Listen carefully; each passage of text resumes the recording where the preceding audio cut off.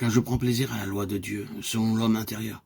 Mais je vois dans mes membres une autre loi qui lutte contre la loi de mon entendement et qui me rend captif de la loi du péché qui est dans mes membres. Romains 7, 22, 23.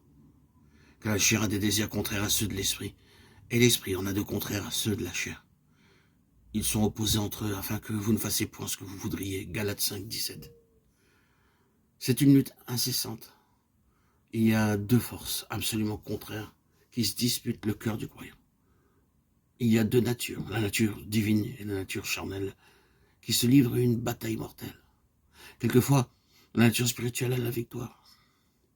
Mais le croyant ne possède qu'une joie, une paix éphémère. Le plus souvent, la nature charnelle domine et arrête l'épanouissement de la vie intérieure. Un ami m'a raconté le fait suivant. Jacques, son petit-neveu qui avait 6 ans, se sauvait souvent dans la rue. Sa mère menaçait de le punir s'il recommençait.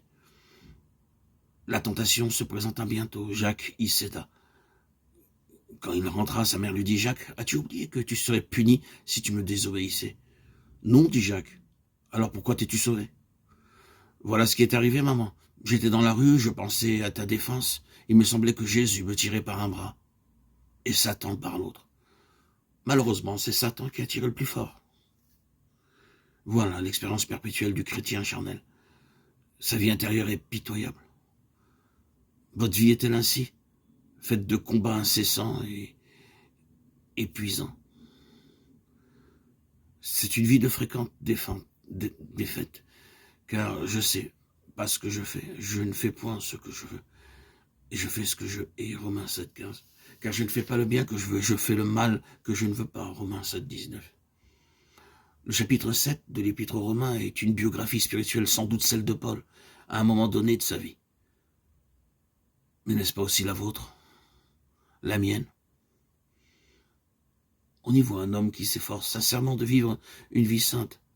Cet homme subit de telles défaites qu'il pousse ce cri de désespoir. Misérable que je suis, qui me délivrera du corps de cette mort? Romains 7, 24. Qui d'entre nous n'a jamais dit cela? Au commencement d'une journée, d'une nouvelle année, nous avons pris de bonnes résolutions. Nous nous sommes promis de ne plus faire ceci ou de faire cela.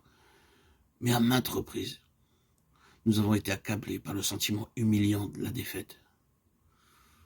Nous n'avons pas fait ce que nous avions fermement l'intention de faire. Nous avons commis à nouveau des actes dont nous nous étions sérieusement repentis. Le souvenir de nos péchés et de nos manquements nous hante et nous prive de sommeil. Nous avons été de mauvaise humeur, orgueilleux, égoïstes, aussi souvent cette année que l'année dernière.